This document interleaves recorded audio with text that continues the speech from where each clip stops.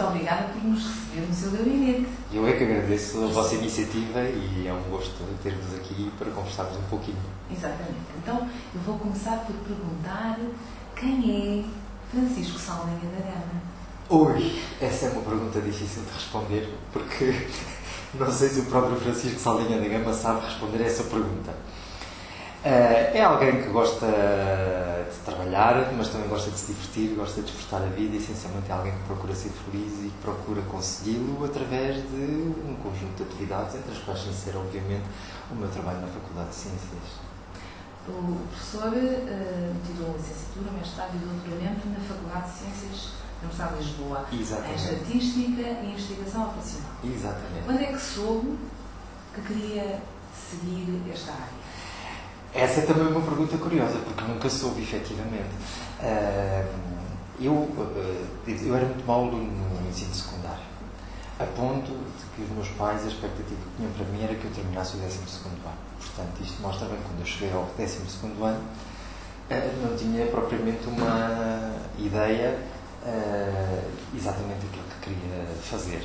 Estava na área de Ciências? Estava na área de Ciências, portanto eu escolhi na altura uma área de banda mais larga, que me permitisse ir para, dizer, a ter uma seleção maior, mas eu de facto não sabia muito bem o que é que queria. Inclusive no 11º ano lembro-me de ter estudado informática não eletrónica.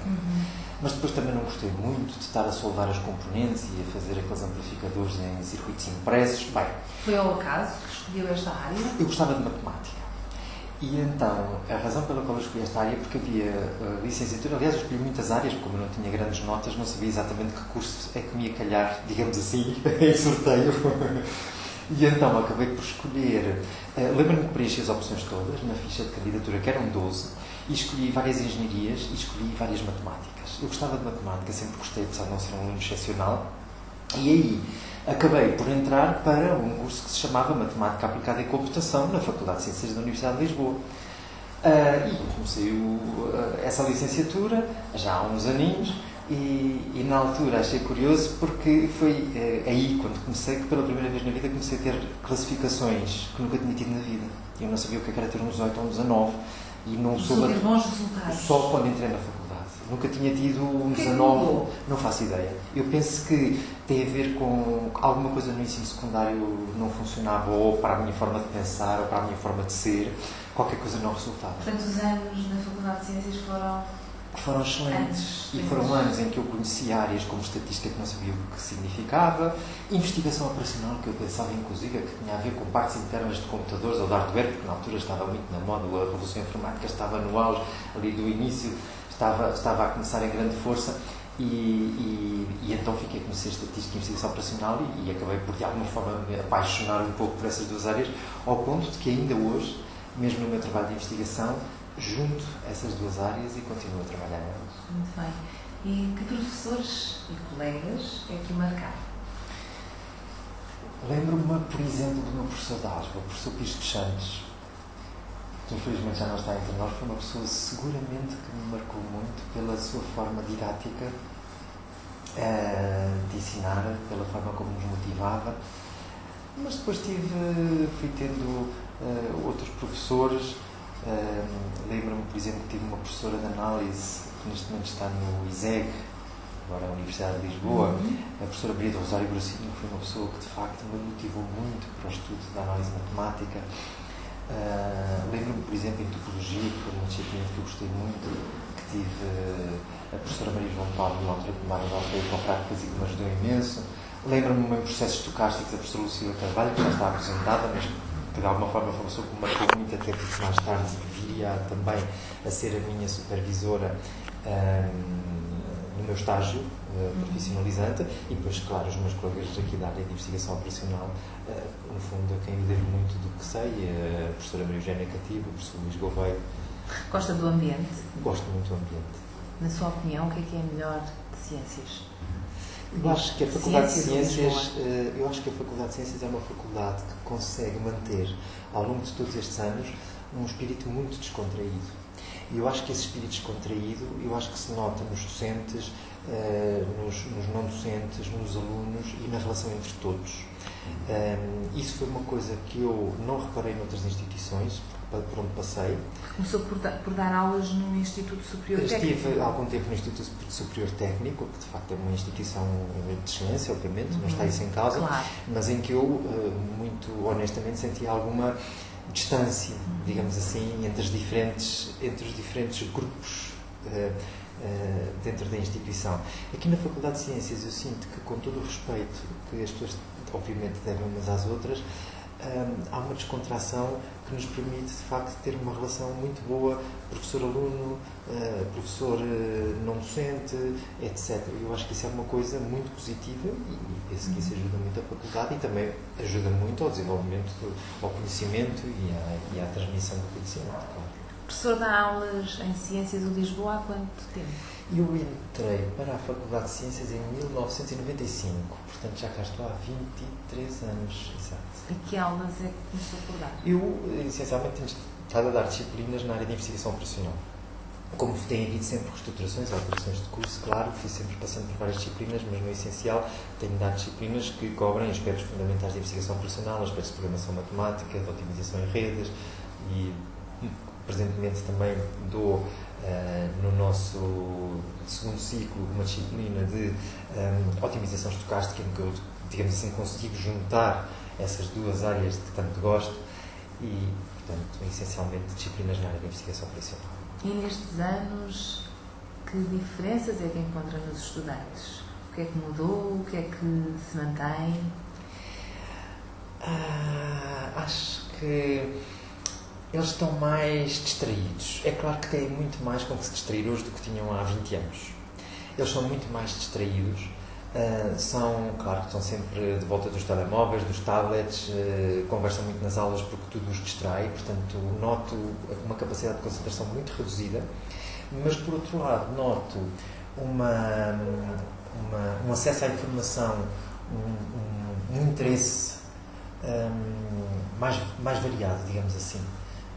E isso é uma coisa que eu gosto bastante, porque como o acesso à informação é muito fácil, eles também têm acesso a muita coisa e é muito fácil encontrar hoje em dia um aluno com uma gama variadíssima de interesses e de conhecimento. Pouca concentração, mas com outras vantagens. Procuram-no às vezes para pedir conselhos? Ou acontece por vezes, porque eu costumo dizer que o papel do professor não é apenas o de ensinar. Aliás, eu costumo dizer e digo sempre isso aos meus alunos, que o mais importante nas minhas aulas não é exatamente o conteúdo específico que eu lhes estou a transmitir. É uma forma de pensar, é uma forma de encarar os problemas e, no fundo, é uma forma de estar. E isso eu acho que é o melhor que nós podemos transmitir aos nossos alunos, porque se me perguntarem se eu trabalhei alguma vez exatamente com coisas muito específicas que estudei na minha licenciatura, possivelmente não. Mas se calhar o contacto com determinadas matérias permitiu-me alargar horizontes, o contacto com determinados professores permitiu-me se calhar encarar algumas coisas de uma forma diferente daquela que eu encarava, e eu acho que o papel de um professor deve ir muito para além do conteúdo específico ou de um exercício específico que transmite aos alunos. Tem que haver de facto uma transmissão de conhecimento, e isso, em minha opinião, está para além dos conteúdos específicos. Muito bem. E como é que é o seu dia-a-dia aqui na faculdade? Porque não dá só aulas, também faz investigação. O que é que destaca? Eu faço muito trabalho de investigação. Eu, inclusive, costumo dizer que quando não estou a dar aulas, sou quase um imigrante em Portugal. Porque passo o meu dia, essencialmente, a contactar com o estrangeiro, com os meus colegas estrangeiros com quem trabalho. Tenho vários projetos com colegas estrangeiros de universidades de fora. E, portanto, passo o dia ou em reuniões no Skype com eles, ou em trocas de e-mails, em trabalho de investigação, etc. O trabalho do investigador é um trabalho bastante exigente. Requer muita dedicação. Não se consegue fazer investigação sem muita dedicação e sem muito esforço. Não saem os resultados. E, portanto, os meus dias são... Hoje em dia já tenho alguma experiência em termos de lecionação de aulas. Portanto, eu diria que uma grande parte dos meus dias, talvez 80%, 90% presentemente, de facto, são dedicados à atividade de investigação. E gosto? E gosto muito. Tem várias coisas. Primeiro, dá-nos a possibilidade de trabalhar em coisas interessantes, que nós gostamos, e com pessoas de quem gostamos. E isso, de facto, é um privilégio que eu penso que poucas profissões têm. Depois, tira uma rotina, que é uma coisa que a mim me aterroriza. A rotina é uma coisa que a mim me assusta muito e, portanto, o trabalho de investigação ajuda-me a que num dia estou a fazer uma coisa, no outro dia estou a implementar algo no computador, no terceiro dia estou a escrever alguma coisa sobre resultados e por aí fora. Portanto, a atividade é bastante variada, mesmo em termos de horários. Uhum. E como é que os seus colegas, parceiros desses projetos, nos veem? É fácil o estabelecimento de parcerias com... Eu não tenho razão de queixa. Eu, pelo meu lado, devo dizer, inclusive, que não tenho tempo para as solicitações que me surgem. E, portanto, eu não tenho razão de queixa, não me posso queixar. Então, conte-nos em que é que trabalha. Em que é que eu trabalho? É uma boa pergunta. Eu trabalho, no fundo, no desenvolvimento de modelos matemáticos e técnicas para os resolver, modelos esses que procuram, de alguma forma, descrever problemas que nós enfrentamos no dia-a-dia. Pode ter a ver com, por exemplo, a gestão de um sistema de distribuição de encomendas, pode ter a ver com, por exemplo, a organização de um conjunto de horários numa instituição, num hospital. No fundo, são muitos e variados os problemas que nós encontramos no dia-a-dia e que requerem uma gestão cuidada, porque, essencialmente, nós no dia-a-dia o que vemos é que, em tudo, os recursos são escassos. E, portanto, quando há recursos escassos, há que os gerir. E quando há que os gerir, nós podemos fazê-lo a olho ou podemos tentar usar alguma metodologia de base quantitativa, que é essencialmente o que eu faço. Portanto, isto em termos muito gerais. Em termos mais específicos, eu trabalho na minha atividade de investigação em alguns temas muito concretos dentro da investigação operacional, nomeadamente análise de localização, que tem a ver com modelos matemáticos para nos ajudar a decidir, quando nós temos que localizar um conjunto de serviços ou equipamentos para servir um conjunto de comunidades, qual é o melhor sítio para o fazer. Isso pode ter a ver com a localização de postos de vigia para a prevenção de incêndios, pode ter a ver com a localização de bases para ambulâncias, pode ter a ver com a localização de um novo hospital ou com a localização de uma nova cadeia de supermercados ou dos escritórios de uma empresa. Portanto, estamos a falar de uma área que, no fundo, tem uma aplicação muito vasta. Há muita transferência do conhecimento para a empresa, do conhecimento que é realizado aqui? Em Portugal, pouco. De facto, eu tenho contribuído para alguma transferência desse conhecimento, mas infelizmente não em Portugal, que não é muito fácil ainda. Não sei muito bem porquê. Se o problema está nas universidades, se o problema está nas empresas, está nos dois lados. Mas é algo que tem que ser visto. Mas é algo que tem que ser visto, seguramente. Porque, por exemplo, na Alemanha, que é um país que eu visito com muita regularidade e com o qual tenho muito trabalho de intercâmbio e de investigação, já tive muitas oportunidades de transferir algum do meu conhecimento para empresas como, por exemplo, a Lufthansa, a SAP e por aí fora. E isso, de facto, é muito recompensador. Não é? Porque aquilo que está a contar, basicamente, são serviços que vão melhorar a vida das pessoas. Portanto, exatamente. É útil. No fundo é isso. Muito bem. É isso mesmo. O professor também é revisor científico. Eu sou revisor científico e neste momento até sou editor-chefe de uma revista especializada. Mais do que revisor, fui revisor durante muitos anos e hoje em dia faço pouco trabalho de revisão. Coordena o trabalho dos revisores, é isso? Sim, essencialmente, porque eu durante muitos anos fiz muito trabalho de revisão, revi artigos para muitas revistas, fazia muitos por ano, só que entretanto surgiu a possibilidade de entrar como editor de área para uma revista científica, que aceitei, obviamente. Aí passei a ter Computers and Operations Research e depois, portanto, passei a ter muito menos tempo para rever eu próprios artigos e depois, entretanto, fui promovido, digamos assim, a editor-chefe e, portanto, neste momento o meu trabalho, em termos editoriais, reduz muito a gerir a revista científica e, portanto, em última análise, a decidir quais são os artigos científicos que deverão ser publicados ou que não deverão ser publicados. E, dada a dimensão da revista, que é uma revista de facto muito grande, com muitas submissões anuais, o tempo que eu tenho neste momento para fazer revisões científicas é pouco. Se bem que ainda o faço. E gostava de fazer? Gosto muito. Aliás, aprende-se muito. Aliás, é uma excelente oportunidade para nós irmos a fundo, para vermos o que as pessoas estão a fazer a fundo. Eu continuo a fazer revisões científicas, continuo a fazer revisões científicas de artigos que me convidam, menos do que fazia.